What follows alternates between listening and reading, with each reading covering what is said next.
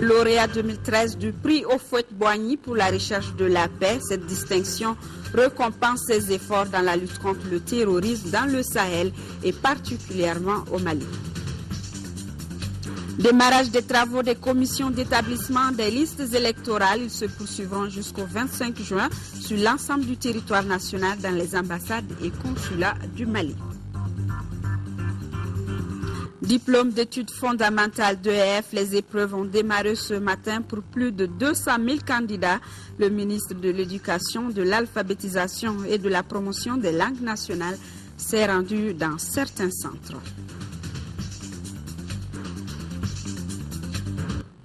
Mesdames et messieurs, bonsoir et bienvenue dans ce journal que nous ouvrons par ce communiqué du gouvernement. Mais avant, retenez que le Conseil des ministres s'est réuni en session ordinaire. Nous reviendrons au cours de ce journal sur le communiqué. Communiqué du gouvernement du Mali. Le gouvernement de la République du Mali porte à la connaissance de l'opinion nationale et internationale que suite aux exactions perpétrées sur les populations par des groupes armés à Kidal et dans les autres localités de la région, les forces armées et de sécurité ont poursuivi leur déploiement sur cette partie du territoire en vue de protéger les populations civiles et leurs biens. L'objectif recherché est de ramener la paix et la sécurité sur l'ensemble du territoire national, favoriser le retour de l'administration et le bon déroulement des élections dans un environnement sécurisé et à la date indiquée.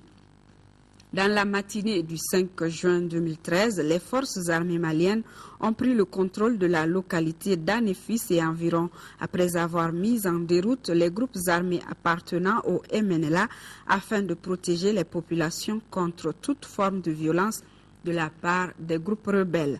En ce moment précis, la localité d'Anefis et environnant est entièrement sous le contrôle des forces armées et de sécurité qui poursuivent leur progression. Par ailleurs, le gouvernement du Mali réitère sa disponibilité au dialogue pour recouvrer l'unité nationale et l'intégrité du territoire. Le gouvernement du Mali appelle les populations à rester calmes et vigilants. Et justement, Anefis, localité située à une centaine de kilomètres de Kidal, est désormais contrôlée par l'armée malienne. Après plus de 2 heures de combat, les groupes armés, avant de vider les lieux, ont vidé les lieux au-delà de Anefis. L'objectif visé par l'armée est de sécuriser les personnes et leurs biens et la reconquête de Kidal. Pour en savoir plus, Boubacar Touré a joint à la mi-journée au téléphone le chef des opérations, le colonel-major Didier Dako, qui se trouve présentement à Anefis. Je vous propose de l'écouter. Nous sommes actuellement à Anefis. Comment ça s'est passé, cette entrée de l'armée à Anefis? On est entré à Anefis il y a environ 3 à 4 heures de temps maintenant. Donc à notre arrivée, on a trouvé des éléments ennemis qui se sont mis à tirer sur nous. Bon, on a riposté et puis là, les combats ont duré environ 2 heures de temps. Finalement, ils ont préféré laisser les lieux, ils sont partis. Mon colonel, dites-nous concrètement, est-ce qu'on peut faire à ce stade-là un bilan précis de cette attaque? On n'a pas encore fini de faire le point de la situation, mais pour le moment, ce que nous pouvons vraiment vous dire, c'est que du côté ennemi, nous avons observé absolument à l'état des choses un mort et nous avons aussi récupéré un véhicule et 3 autres véhicules qui ont été détruits. Nous, on a enregistré 2 blessés légers de notre côté. Il y a un qui a pris une balle au pied et l'autre juste une écorchure. Au niveau matériel, il n'y a absolument rien de détruit chez nous. Tout est en ordre. Pas de mort de notre côté, pas de matériel détruit. Comment vous avez été accueillis par la population de Anefis? Anefis est complètement vide de population. À la différence de l'Al-Mustarab, de Kharkiv et de Kabanfor, où on a trouvé des gens à qui nous avons c'est vraiment le message de nos autorités.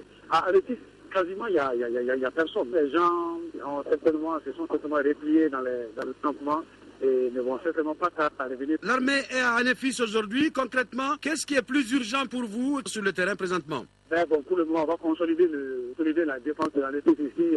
Parce que, en fait, l'idée pour nous, c'est pas de quitter Anefis. Et là, pour tous les autres détails dans les opérations futures, c'est le chef qui décidera.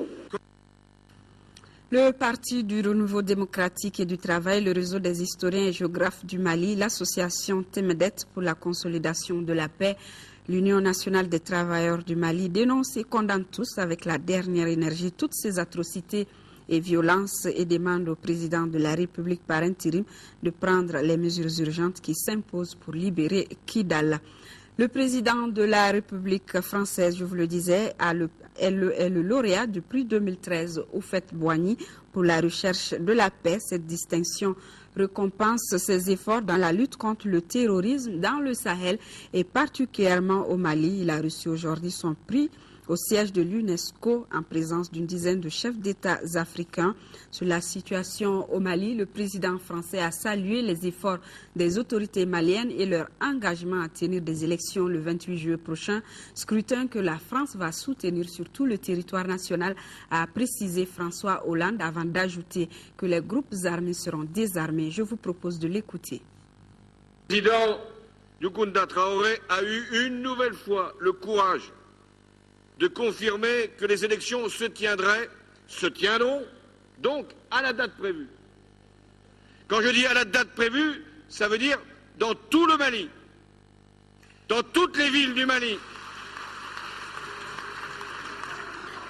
Et donc à Kidal, comme partout au Mali. Et le processus qui est en cours doit permettre d'accompagner l'administration civile malienne à Kidal, comme dans tout le nord du Mali. Et aucun groupe armé ne peut rester armé au Mali.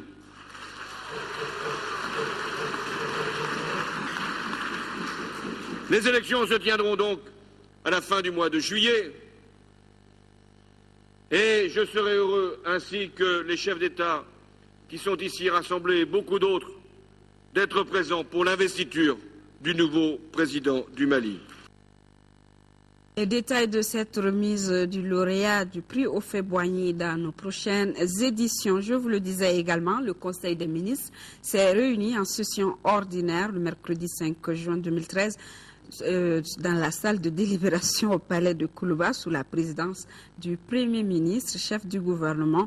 Après examen des points inscrits à l'ordre du jour, le Conseil a adopté des projets de texte et procédé à des nominations. Avec moi dans ce studio, Ibrahima Djombele pour vous livrer le contenu. Bonsoir Ibrahima.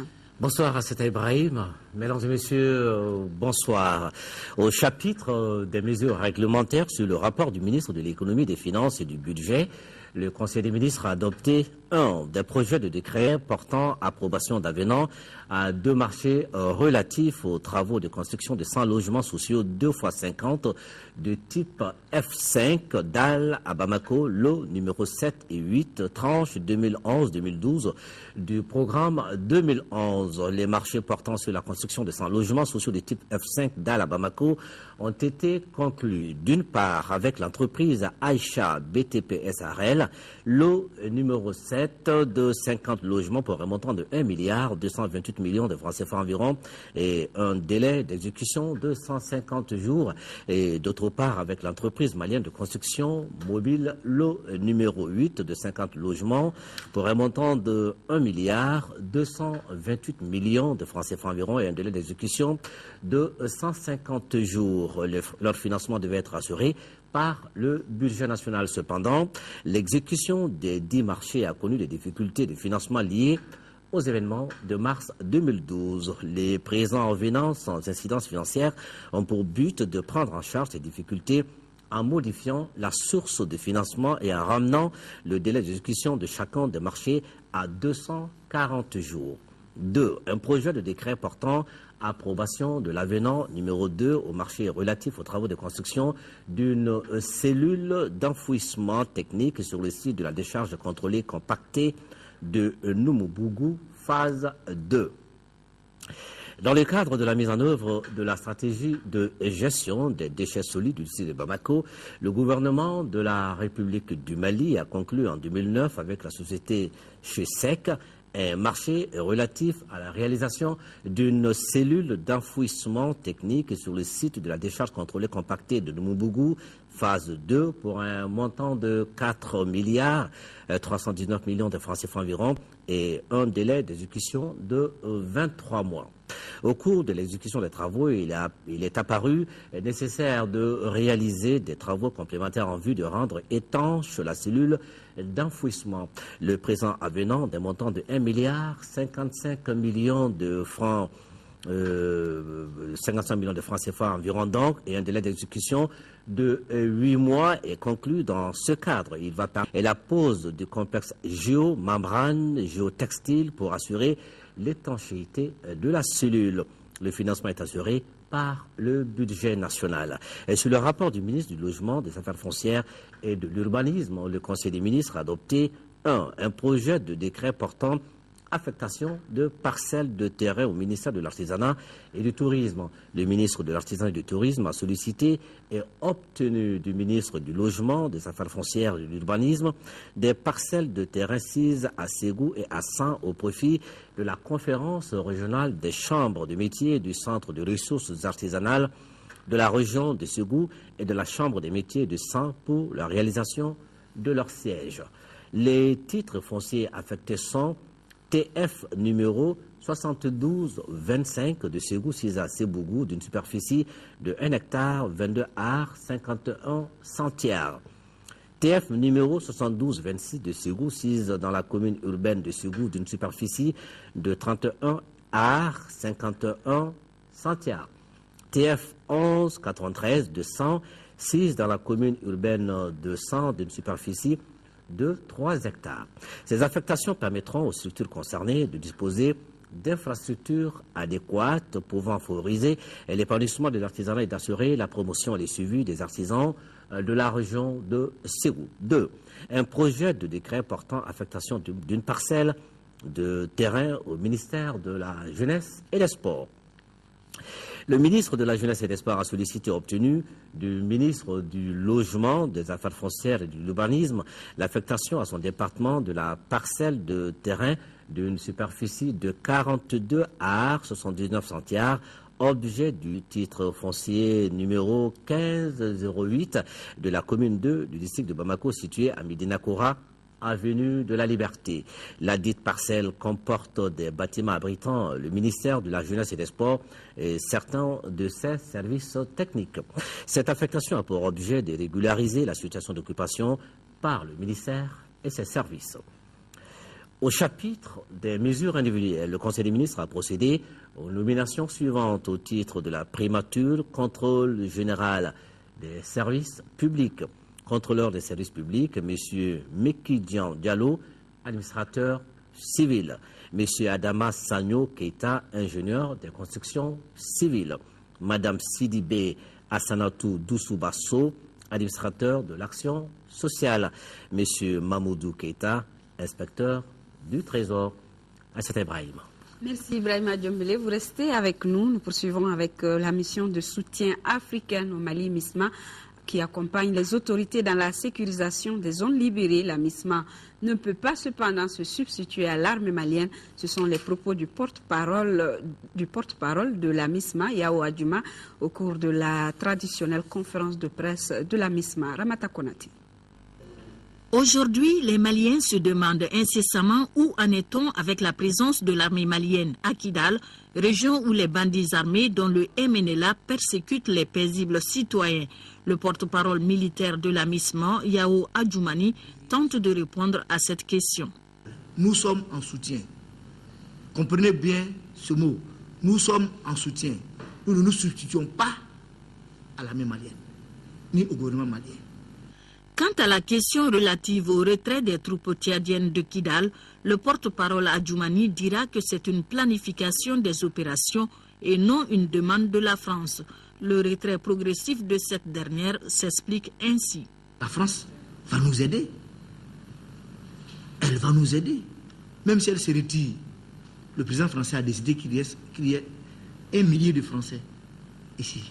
Ce millier va travailler de sorte à ce que nous soyons renseignés au fur et à mesure de l'évolution des choses. Ce milieu va travailler de sorte à pouvoir intervenir avec promptitude en cas de besoin. Et ce milieu sera là pour soutenir la MINUSMA. La MINUSMA remplacera la MISMA à partir du 1er juillet prochain. Aucune information sur le calendrier ni sur les dirigeants de cette force n'a cependant été dévoilée au cours de cette rencontre. Une délégation de parlementaires britanniques à mission dans notre pays a été successivement reçue en audience par le président de l'Assemblée nationale par intérim et par le président de la Commission dialogue et réconciliation au centre des entretiens, l'insécurité et la lutte contre le terrorisme. Mamari Kone, compte rendu. Après l'Algérie, le Maroc, la Tunisie, l'Égypte et la Libye, les membres de la Commission Affaires étrangères du Parlement britannique sont venus échanger avec le président de l'Assemblée nationale par intérim sur l'instabilité et la lutte contre le terrorisme. Ces parlementaires mènent actuellement une enquête sur ces deux phénomènes en Afrique de l'Ouest et du Nord. Nous avons discuté avec les parlementaires maliens la situation ici et dans le reste de la région. Je suis très heureux avec les discussions que nous avons eues cet après-midi avec les membres du Parlement malien et nous attendons avec anticipation la continuation de la processus démocratique au Mali et le retour à un Mali stable et prospère. Après l'Assemblée nationale, la délégation parlementaire britannique a été reçue par le président de la Commission Dialogue et Réconciliation. Au centre des entretiens, les mécanismes de fonctionnement de la Commission. Nous avons des espoirs que la Commission peut jouer un rôle positif dans un avenir de stabilité et un avenir prospère. À la fin de cette mission au Mali, les parlementaires britanniques auront certainement une bonne moisson sur l'insécurité et la lutte contre le terrorisme dans notre sous-région. Dans l'après-midi, c'est le représentant spécial du secrétaire général de l'ONU au Mali que le président de la Commission Dialogue et Réconciliation a reçu. Ils ont parlé du processus de réconciliation et de dialogue au Mali. Albert Garard Konder, à sa sortie d'audience, est interrogé par Mamari Kone. C'était important de voir directement, jusqu'après mon départ, cette commission. Je crois que cette commission est très importante et j'ai offert mon soutien à la commission. Je crois après la crise profonde que connaît le Mali, c'est important maintenant de trouver les manières les plus efficaces pour la dialogue, pour la modération, pour se parler entre les différents groupes et la communauté. Ce n'est pas un travail facile, mais j'ai compris qu'il y a maintenant une commission avec 33 membres. J'ai offert de côté de la communauté internationale, de moi-même, tout le soutien possible. Maintenant, c'est, je crois, important pour la population malienne de voir cette commission qui s'occupe avec la vérité, avec la population qui peut parler et se réconcilier. Ça, c'est un thème important. C'est pour cela que j'avais l'honneur de voir le président dans mon premier 24 heures dans le pays. On a parlé des différenciations, l'installation de la commission, la manière dans laquelle ils veulent s'établir avec des discussions avec la population. Et aussi, j'ai dit, voilà, c'est tellement important, on va vous soutenir où c'est possible, dans la manière si c'est possible, aussi pour créer un sentiment des Maliens qui peuvent se parler, se réconcilier. Le président de la Commission Dialogue et Réconciliation a également reçu une délégation de la Commission africaine des droits de l'homme et des peuples. Ses membres ont réitéré leur soutien à la Commission. Écoutons Mme Reine Alapini Gansou à sa sortie d'audience au micro de Moussa Fani. Nous sommes arrivés dans les murs de la Commission Dialogue et Réconciliation du Mali dans le cadre d'une mission d'établissement des faits de la Commission africaine des droits de l'homme et des peuples sur les violations des droits de l'homme perpétrées depuis 2012 à Guinloc et dans le nord du Mali. Mais par interprétation de la mission qui nous a été confiée, nous pensons qu'il fallait aller au-delà de ce qui nous a été demandé et voir plutôt dans quelles conditions des violations des droits de l'homme ont été perpétrées dans tout le pays. La Commission africaine des droits de l'homme et des peuples est un organe africain de promotion et de protection des droits de l'homme qui a pour rôle essentiel de contrôler la mise en œuvre des droits garantis par la Charte africaine des droits de l'homme et des peuples. Quelle peut être la collaboration entre votre structure et la CDR? Nous, en tant que Commission africaine des droits de l'homme et des peuples, qui travaille sur les questions des violations des droits de l'homme. Nous devons rester en partenariat avec cette commission-là parce que l'un des objectifs de la commission dialogue-réconciliation est de voir dans quelle mesure il y a eu des violations des droits de l'homme, de voir dans quelle mesure on peut identifier des victimes et faire droit à ces victimes-là. Le président du Conseil économique, social et culturel a lui reçu ce matin une délégation turque conduite par le premier adjoint au maire de la ville d'Izmir. La délégation est venue solliciter l'appui de l'institution pour l'organisation de la foire Expo 2020 à Izmir. Pour plus de précision, écoutons le représentant de la délégation au micro de Abdrahman Mega. Pour élire la ville qui va accueillir l'Expo 2020, au mois de novembre, il y aura un vote. Et donc, si nous sommes sélectionnés en fait au terme de ce vote, nous allons continuer nos travaux pour accueillir Expo 2020. Donc, c'est une activité qui se répète tous les 5 ans. Et en 2015, c'est la ville Milan qui organise l'Expo pour l'année 2015. Pour 2020, donc nous demandons à accueillir cette activité à Izmir. C'est un grand conseil en fait qui peut défendre nos intérêts et qui peut défendre notre candidature sur toutes les plateformes à tous les niveaux. Nous pensons que c'est une grande institution qui peut nous défendre en Afrique entière et à Paris aussi. Donc c'est pour ça que nous avons fait en fait des informations au Conseil, donc à sa connaissance, notre candidature et les informations concernant la ville. Et nous comptons sur eux. En fait, nous aimons beaucoup le Mali et si au terme du vote, nous pensons que nous serons sélectionnés au terme du vote, nous allons préparer pour le Mali un grand pavillon en mettant en valeur et en avant toutes les particularités sociales, économiques, culturelles de ce pays-là. Une foire internationale qui dure 6 mois. Et notre thème, c'est santé pour tous. On va s'échanger des idées et des activités concernant la santé et on fera tout pour faire profiter au Mali au maximum en fait de tous les bénéfices en fait de cette activité. Les examens scolaires de fin d'année 2012-2013 se poursuivent avec ceux du diplôme d'études fondamentales d'EF. Plus de 200 000 candidats sont au rendez-vous. Le ministre de l'Éducation, de l'Alphabétisation et de la Promotion des langues nationales s'est rendu ce matin dans certains centres d'examen pour s'enquérir des conditions de démarrage. Nando Dambélé. Ils sont 204 595 de l'école classique, 14 162 de l'option arabe et 11 952 candidats libres, soit au total 218 797 à subir les épreuves du diplôme d'études fondamentales DF. Épreuves qui ont démarré ce matin à 8 h en présence du ministre des tutelles. C'est le centre de Kalabankroa 2 sur la rive droite, avec 29 191 candidats.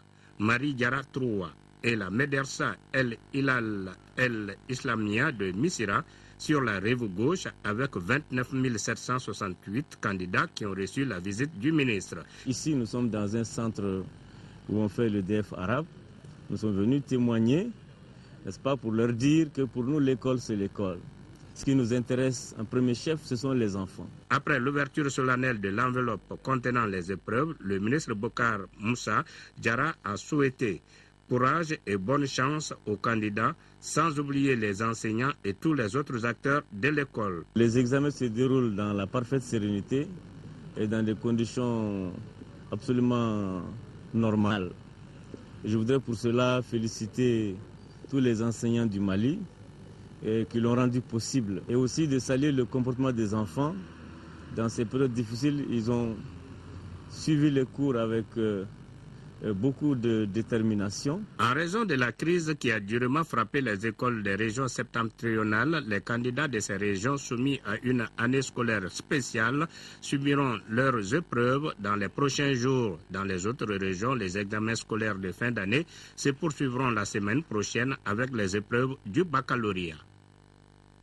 Les élèves qui ont déjà fini avec les épreuves de rédaction, histoire-géographie et aussi anglais poursuivent demain. Bonne chance à tous. Conférence de presse de l'Institut national démocratique et le Centre malien pour le dialogue interparti et la démocratie. Objectif, permettre aux médias d'assurer une bonne couverture pendant l'élection. Garibou Pérou. Cette conférence de presse sur le code de bonne conduite des partis politiques et des candidats aux diverses consultations électorales au Mali est animée par l'Institut national démocratique et le Centre malien pour le dialogue interparti et la démocratie. Étant donné que le processus électoral en Afrique est très fragile, il s'agit donc tout simplement de proscrire toute forme de violence pendant et après les élections au Mali. Les conflits électoraux ou les litiges électoraux, de préférence de manière pacifique, que cela soit réglé. Les décisions de justice sont difficiles, je l'avoue, parce qu'une décision de justice tranche. Et en tranchant, on donne raison à une partie au détriment d'une autre partie.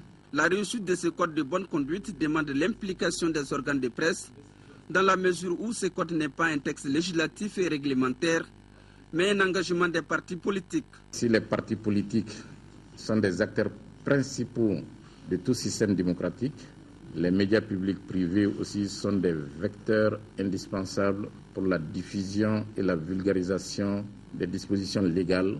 Il existe aujourd'hui sur la scène politique malienne plus de 140 partis politiques, parmi lesquels 42 sont signataires de ce code de bonne conduite. Il est aussi du devoir de ces différents partis de se faire représenter par des délégués dans les 25 000 bureaux de vote prévus pour les élections à venir, sans oublier la distribution des cartes pour atteindre un taux de participation élevé. Démarrage des travaux des commissions d'établissement des listes électorales dans la région de Sikasso. Le chef de l'exécutif, à la tête d'une forte délégation, était sur le terrain pour constater l'effectivité des travaux. Le compte-rendu de Sekou Konati. Première étape de cette visite, la commune urbaine de Sikasso. Et c'est l'hôtel de ville qui abrite la commission. Là, le dispositif est bien en place, avec une présence effective des agents de l'administration. La disponibilité des documents de travail pour les opérations de radiation et d'enregistrement des transferts. Les représentants des partis politiques, eux, ont brillé par leur absence au démarrage des travaux. 4 sur 13 attendus. Dans la commune rurale de Kabouila, à 12 km de Sikasso, deuxième étape, le constat est le même au plan de l'organisation, avec un plus, avec la présence effective des représentants des partis politiques. Par rapport à ce que j'ai vu pour le moment, je pense que le démarrage est bon. Tout le matériel est en place, les agents sont en place. Bon, il est vrai qu'au niveau de la commune urbaine, par certainement manque d'informations, certains partis politiques ne sont pas encore là. Mais vous avez vu à Kabouila ici, tous les partis politiques sont presque là. Je pense que ce n'est qu'une question d'organisation. Et le démarrage est vraiment satisfaisant pour le moment. À côté de ce démarrage satisfaisant, quelques difficultés liées aux innovations apportées à notre système électoral sont constatées ça et là. Déjà, je crois que nous sommes à pied d'œuvre avec la DG et le ministère. On a fait déjà des premières corrections des cas d'omission qu'on a gérés. Donc ici, les quelques problèmes qui se posent, je pense qu'ils ne sont pas insurmontables. On peut les gérer au fur et à mesure. Une opération essentielle pour la réussite des échéances électorales qui nécessite l'implication de tous. Vous savez que tout ce qui touche au fichier électoral est très sensible.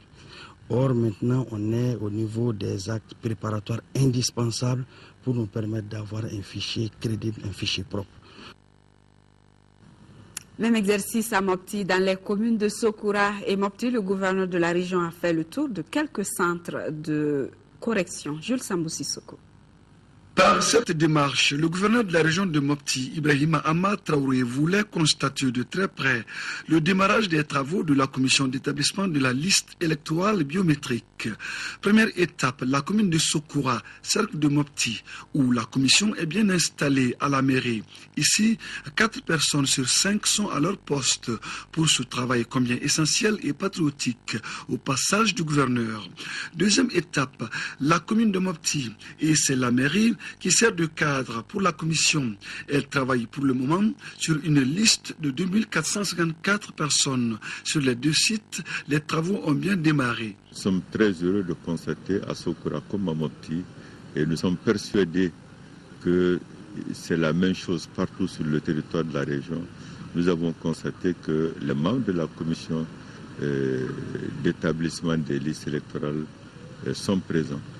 Et les présidents ont commencé par l'établissement du PV de carence dans tous les cercles de la région, que nous avons eu l'avantage de parcourir à l'occasion de notre mission de prise de contact. Les maires, les sous-préfets, les préfets ont déclaré, et ça a été vérifié sur le terrain, l'important travail préparatoire qui a été abattu pour préparer les populations aux échéances électorales de 2013. Ici, tous mesurent toute l'importance du travail à cette phase du processus électoral de 2013 au Mali.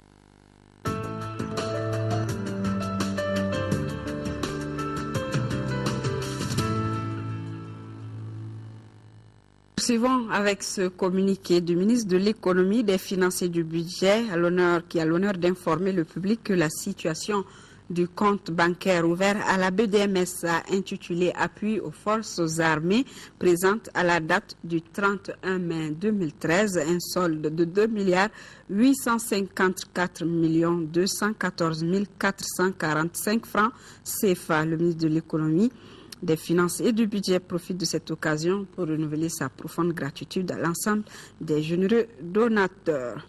Cet autre communiqué, le président de l'Assemblée nationale qui porte à la connaissance des honorables députés qu'une séance plénière de la session ordinaire en cours se tiendra le jeudi 6 juin 2013 et jour suivant s'il y a lieu à partir de 10h dans la salle Modibo Keïta. Le projet d'ordre du jour porte sur des questions orales adressées au ministre de l'Économie, des Finances et du Budget, au ministre de l'Éducation, de l'Alphabétisation et de la Promotion des langues nationales, des délibérations sur des projets de loi intéressant la vie de la nation, des communications. Penser, manger, préserver, dites non au gaspillage alimentaire, c'est le thème de la Journée mondiale de l'environnement célébrée ce 5 juin. Dans un message, le coordinateur résident des Nations Unies au Mali invite à sauver plus de 870 millions de personnes malnutries à travers le monde. Écoutons Aurélien Agbenonsi, coordinateur résident du programme des Nations Unies au Mali. Il est au micro de Fademba Keïta. Nous vivons dans un monde d'abondance où la production alimentaire dépasse la demande, mais où 870 millions de personnes sont sous-alimentées et où les retards de croissance des enfants est une pandémie silencieuse. Dans les pays en développement, les insectes nuisibles, les installations de stockage insuffisantes et les chaînes d'approvisionnement inefficaces sont les grandes causes des pertes alimentaires. Dans les nations développées, les aliments que jettent les ménages, les détaillants et les restaurants pourrissent dans des décharges émettant d'importantes quantités de méthane, gaz puissant à effet de serre. Or, nous pouvons tous nous attaquer aux pertes et au gaspillage alimentaire. C'est pourquoi le programme des Nations Unies pour l'environnement, l'Organisation des Nations Unies pour l'alimentation et l'agriculture et les partenaires du secteur public et du secteur privé ont lancé la campagne « Penser, manger, préserver ». Dites non au gaspillage alimentaire. En cette journée mondiale de l'environnement, j'invite tous les acteurs de la chaîne alimentaire mondiale à assumer la responsabilité des systèmes alimentaires environnementalement durables et socialement équitables. Pensez, manger, préserver, dites non au gaspillage alimentaire. Quel droit pour la sécurité alimentaire en Afrique? La question était au centre d'une conférence de presse organisée par la faculté de droit privé de l'Université des sciences juridiques et politiques de Bamako. C'est en collaboration avec le programme européen de recherche, l'ASCO. Le compte-rendu de Adama Kodjo. Je pense qu'il y a suffisamment d'aliments. Souvent ça change, il y a souvent des aliments qui manquent. Nous devons avoir beaucoup d'aliments au Mali. S'il y a beaucoup d'aliments au Mali, il n'y aura pas de difficultés. Je veux le riz, l'arachide. Trouver des voies et moyens pour assurer la sécurité alimentaire au Mali. C'est l'objet de cette conférence débat dont le thème est « Quel droit pour la sécurité alimentaire en Afrique ?» La sécurité alimentaire à l'épreuve de la biopiraterie des ressources naturelles africaines. C'est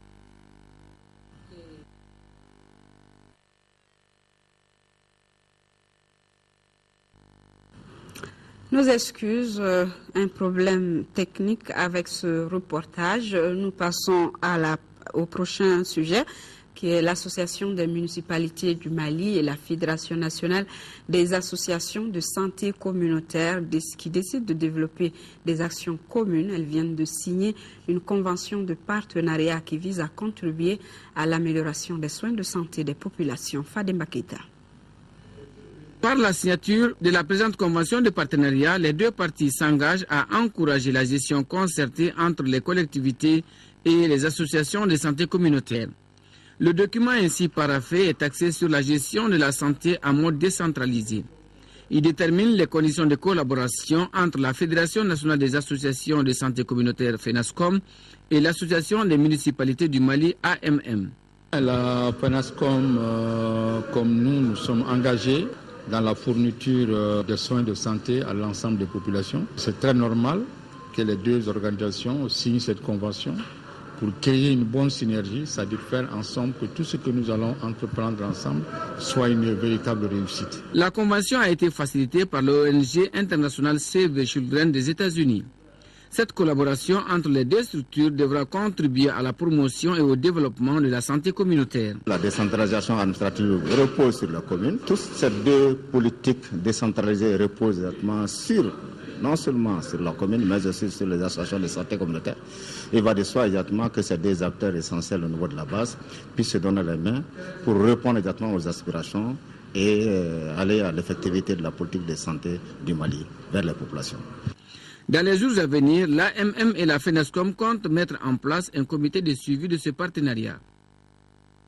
Le président de l'Assemblée permanente des chambres de métiers du Mali convie tous les membres consulaires de l'Assemblée à l'ouverture de la 11e et 12e session ordinaire de la dite Assemblée le jeudi 6 juin et vendredi 7 juin 2013 à l'APCMM 6 à Golonina. À Kaï, la gendarmerie de Kenyeba vient d'arrêter un groupe de bandits qui avait tué un acheteur d'or dans le village de Kofi. Cheikh Mohamed Togola et ses complices auraient tué Aruna Koulibaly avant de le dépouiller de 11 millions de francs CFA et de l'or. Le corps de la victime a été alors jeté dans un ancien puits d'orpaillage. Le récit de Mahamadi Alioubari. Les faits se sont déroulés le 19 mai dernier dans le village de Kofi, situé à quelques kilomètres de Kenyeba. Aruna Koulibaly, qui s'était rendu sur ce site d'orpaillage pour acheter de l'or, a été assassiné par une quinzaine d'orpailleurs. Ces assassins lui ont proposé de l'or et l'ont invité au domicile d'un des cerveaux du groupe, Cheikh Mohamed Togola, pour lui livrer la marchandise. Mais il ne sortira pas vivant de cette maison. Au moment où l'acheteur qui se nomme Aruna Koulibaly faisait les pesées d'or, il y a Yehova Traoré qui lui a donné 2 coups de marteau au niveau de la tempe gauche. Il est tombé. Amadou Diarra, dit Atou, lui a donné un coup de poignard à la gauche pour finir totalement. Une fois la mort est consommée, ils l'ont fouillé, ils ont enlevé tous ses biens. 11 millions de billets, un coucou de 10 000 et quelques quantités d'or. Après leur forfait, les bandits ont jeté tous les objets de leurs victimes dans la toilette. Un groupe est parti à Kenyeba avec le butin, l'autre est resté à Kofi pour se débarrasser du corps. Et la nuit tombée, le corps enseveli dans un sac a été jeté dans un placard abandonné à 4 km de Kofi. Sur les 15 malfrats, 13 ont été arrêtés. Les 2 autres sont en fuite, dont Sadio Gouita Didjos, l'autre cerveau du groupe. Ce crime crapuleux a été commis un dimanche, mais ce n'est que 3 jours plus tard que les forces de sécurité en ont été informées, d'où cet appel. J'invite les autorités locales, les autorités communales, les autorités villageoises, les responsables des secteurs privés et publics à comprendre que l'arrestation des bandits, la recherche des bandits réside en substance dans la fourniture des renseignements, que les uns et les autres s'attellent davantage et pour qu'ensemble, tout hors de nos frontières, c'est mal social. Cheikh Mohamed Togola et ses complices méditent sur leur sort à la prison avant qu'ils soient mis à la disposition de la justice. Sport football, Moussa Konaté, premier vice-président de la Fédération malienne de football, a animé aujourd'hui un point de presse au siège de la FEMAFOOT lors du jour porté sur l'affaire Carteron. Abdul Karim Kaba pour les détails. C'est désormais officiel. Patrice Carteron n'est plus sélectionneur des Aigles. Le technicien français a adressé une lettre de démission à la FEMAFOOT le mois de mai dernier. Patrice n'est plus le sélectionneur du Mali. Et il nous a mis devant le fait accompli en rompant de façon unilatérale et abusive son contrat. Cette rupture intervient après sa demande d'augmentation des salaires à 29 millions de francs CFA, alors qu'il est payé à 10 millions. En plein contrat avec le Mali, jusqu'au 31 juillet 2014, Patrice Carteron s'est engagé pour 2 ans avec le tout-puissant Mazembe de la RD Congo. La Fédération malienne de football a décidé de saisir la FIFA pour rupture abusive de contrat. Ce qui est des relations contractuelles, nous avons déjà commis un avocat pour introduire une plainte auprès de la FIFA. Nous nous sentons interpellés désormais pour le choix des entraîneurs. Il va falloir pousser les investigations, mais je pense que c'est dans ce monde-là, il y a des gens qui sont corrects, il y a des gens qui le sont moins. Et là, nous sommes tombés sur quelqu'un qui n'a pas le sens des engagements. En attendant, Amadou Pathé Diallo, sélectionneur adjoint, assure l'intérim pour le match des éliminatoires de la Coupe du Monde Brésil 2014. D'ailleurs, le Mali jouera contre le Rwanda dimanche prochain et le 16 juin contre le Bénin ici à Bamako au compte de la 4e et 5e jour. Présidentielle 2013, les vrais enjeux, c'est le nouvel espace d'information ouvert par l'ORTM pour accompagner le processus électoral. Et pour démarrer cette nouvelle émission, Youssouf Touré et Boubacar Touré, un duo Touré donc, lancent le débat sur les bases de refondation du Mali nouveau après le scrutin du 28 juillet 2013. Sur leur plateau, ils reçoivent comme invité Mme Boiré Félicie Soko, spécialiste en droit du développement, le professeur Doulaye Konaté, historien, Abdelkader Diko, spécialiste en droit public, et Djibril Ba, ingénieur conseil en PME et finance. Un débat à suivre après cette édition qui s'achève. Merci de l'avoir suivi. Vous pouvez la retrouver sur notre site internet www.ortm.ml. Demain, 10h-13h, une présentation de Nianyalou Traoré. Je serai là pour les éditions du soir. Toutes nos excuses pour les quelques problèmes rencontrés au cours de cette édition. Bonsoir à tous.